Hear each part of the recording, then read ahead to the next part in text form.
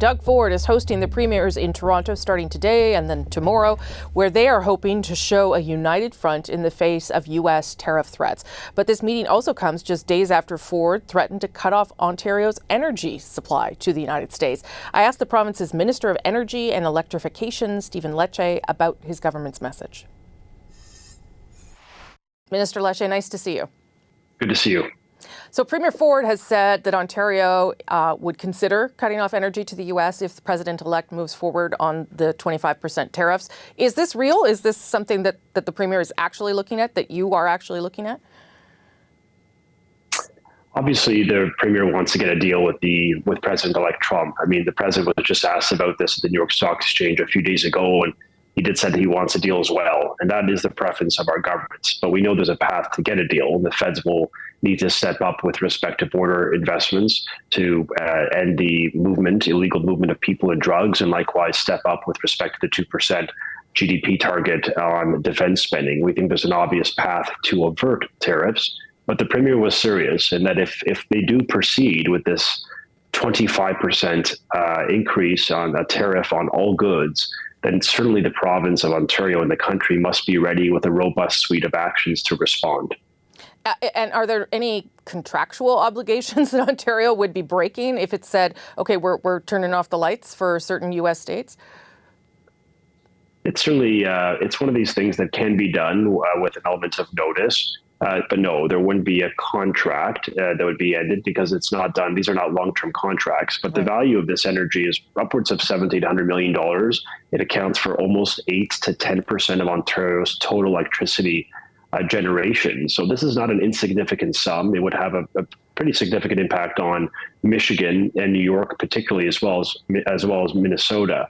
So, look, we don't want to pursue this path. I mean, no one wins in a trade war. I think we accept that premise. The Premier wants a deal. We all want a deal in the national interest. But look, if the President-elect Trump has done this before, and he did impose a tariff, and while it didn't last forever, it was roughly 40-odd days, it still had an impact. And so we have to be ready. And that's the Premier's message to the Federation. Each province will pursue their own path, build their own toolkit according to their own economic interests. But for Ontario, we're putting everything on the table, and we're going to be ready for January 20th should they proceed with this tariff. We just have to do something. And I think the President-elect's psychology, he respects strength. And we need to demonstrate an element of strength and unity in this moment and show them that we will respond, even though we want to avert that outcome. Well, he may respect strength, but I wonder whether he respects threats, because that's the other way that this can be interpreted, right? A threat for a threat. And it can also be interpreted, I think, as a bit of a division between the country, because, as you know, other provinces say they would do nothing of the sort. Alberta, Newfoundland, others. They would say, we're not going to go that far. So how would you respond to that? As we're trying to present this united front, the Premier sort of going a little bit rogue on this issue. Well, he's speaking for his province, and it's one of the options on our list. Every province will have their own preferences on how to maximize pressure on U.S. decision makers.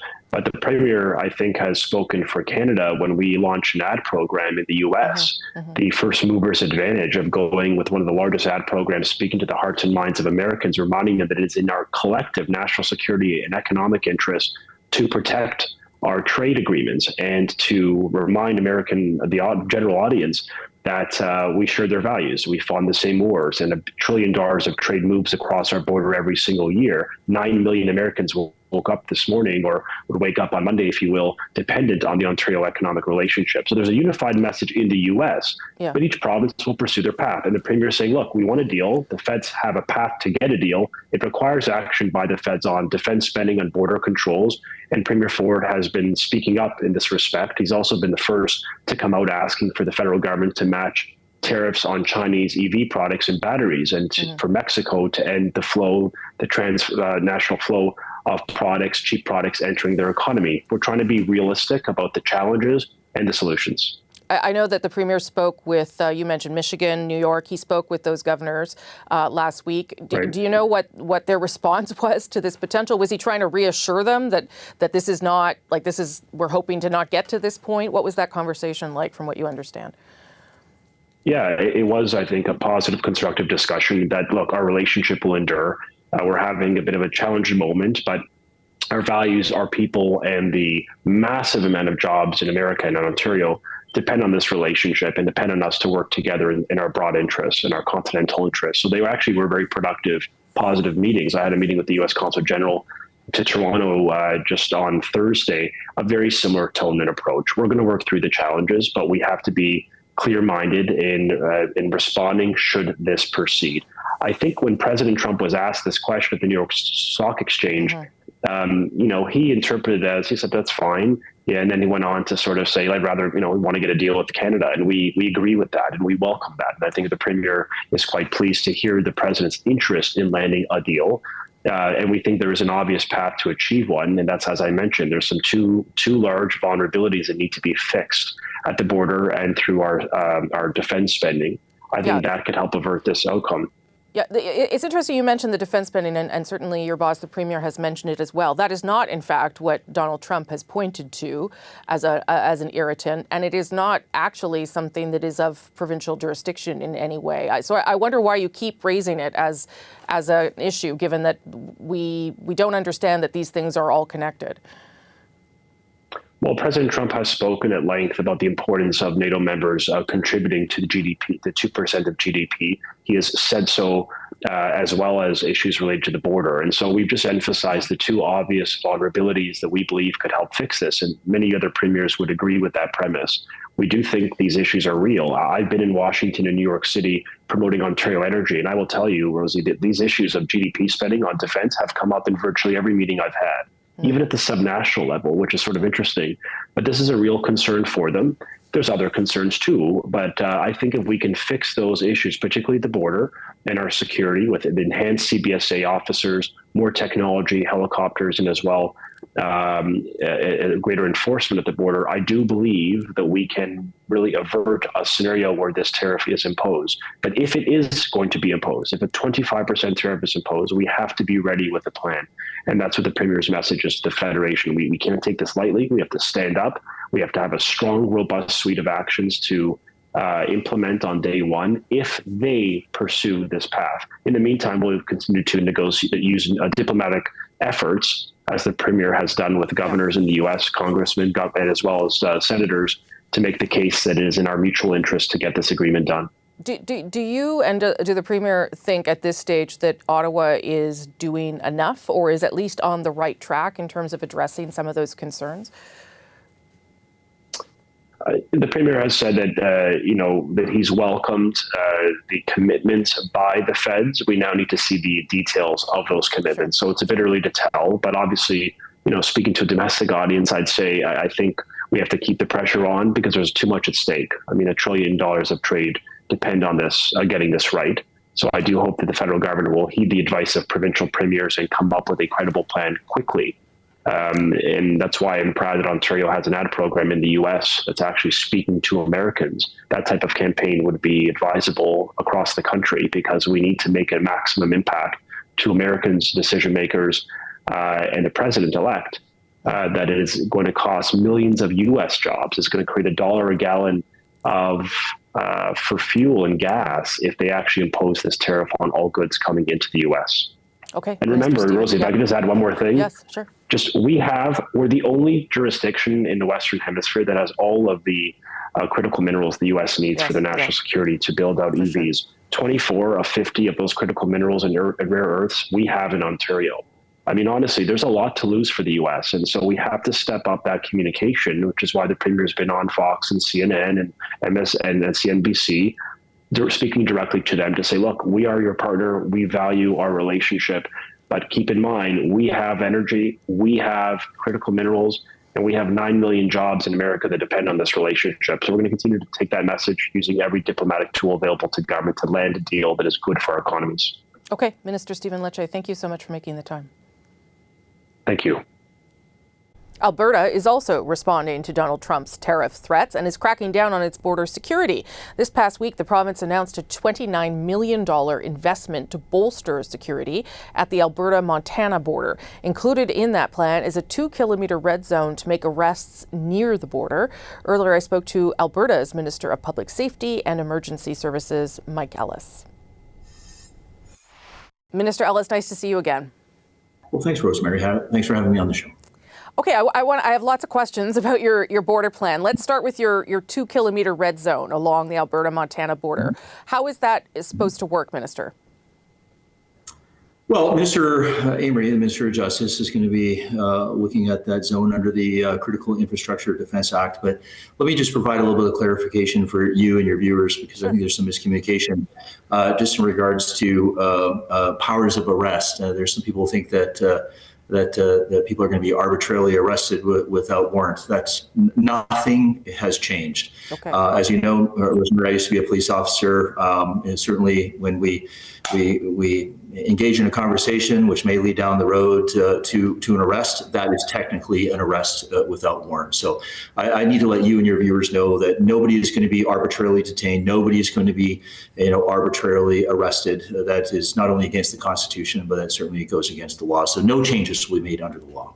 Okay, that's good, because that was my next question. So how will it work then? Is it just a no-go zone? Will it just be monitored more? What is the intent?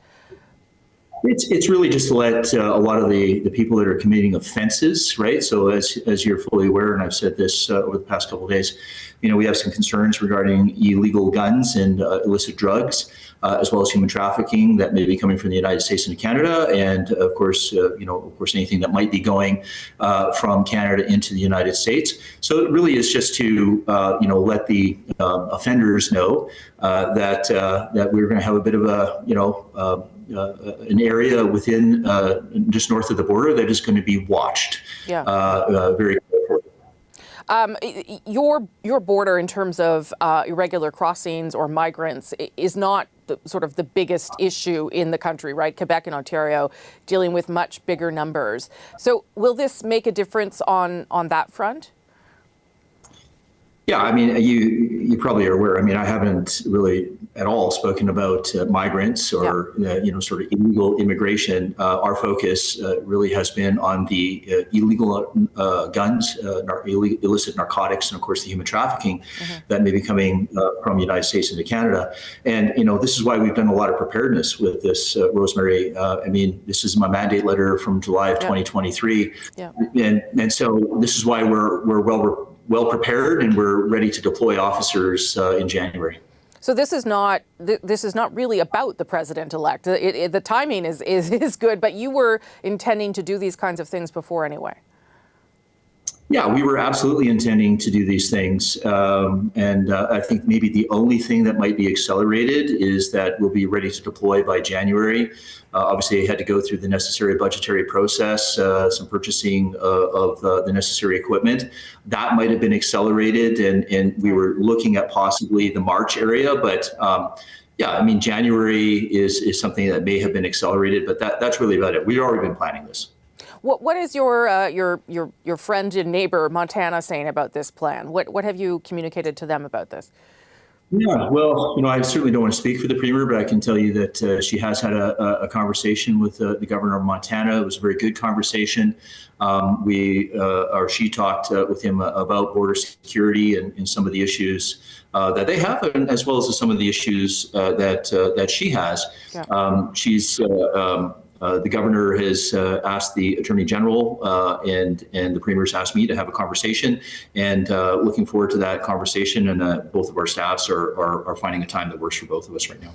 As you say, this was something that was in the works for you in your mandate letter. The timing maybe moved up a little bit because of the president-elect's threats to impose tariffs. Ontario has now said, the Premier Ford has now said, we would consider potentially cutting off energy supply to the U.S. if these tariffs go through. What are the conversations happening around in your government about how Alberta can best respond to potential tariffs? Look, we're taking the approach of cooperation and collaboration. The Premier was very clear yesterday at our press conference that we will not be imposing tariffs on any oil and gas that might be going to the south. We consider the folks in the United States as a valued trading partner, a neighbor, a friend. And again, I believe that we have some shared concerns. If President-elect Trump had some concerns regarding fentanyl, I can tell you as somebody who was the first politician in Canada to raise the red flag on the opioid crisis, the first politician in Canada to have a bill on the opioid crisis, I share his concerns regarding fentanyl and what is happening in this country. But that being said, as I've said before as well, this is a two-way street. And we have some concerns with some of the illegal stuff that is coming across the border into Canada. And this is why we're taking the approach of working cooperatively and collaboratively with our American friends to share very much a common goal. Do you have a sense of what kind of numbers you're talking about here, Minister, in terms of illegal drugs or guns? Yeah, I mean, the CBSA has, given us some statistics. I think in the realm of nearly almost 300 weapons with various parts and stuff like that. There's some statistics regarding narcotic seizures that they've had at the border. But I think one of the most interesting things I think that came out today, which was from the CBSA union, was that less than 1% of the at their ports of entry are actually being inspected, and that certainly raises a bit of a concern for me. They've also indicated that 0% of the trains are being inspected. So again, that raises a very serious concern for me. So this is again why we're taking this very seriously, and this is why I had a conversation actually with the CBSA and the RCMP only a couple of days ago, that we would take a very collaborative approach in ensuring that we provide border security. Okay, so just quickly, they don't take issue with you guys taking these measures. This isn't you going outside of your jurisdiction or overstepping into what they do. They are okay with what you've proposed here? Yeah, the conversation I had with the CBSA and the RCMP just the other day, the impression I got, there was a very good conversation. I felt as though that there was very much a welcoming to this sort of support. As I've said in Alberta very much and many times before, is that we try to use our sheriffs in a way that augments and supports all law enforcement within the province. Obviously, we have some concerns at the southern border, which was identified again when I had the mandate letter. And again, we're trying to make sure that we provide those necessary supports. So this is a good thing. Okay, Minister Ellis, well, let's talk again once you've got things in place and see how it's unfolding. Thank you for your time, sir. You're welcome. Thank you.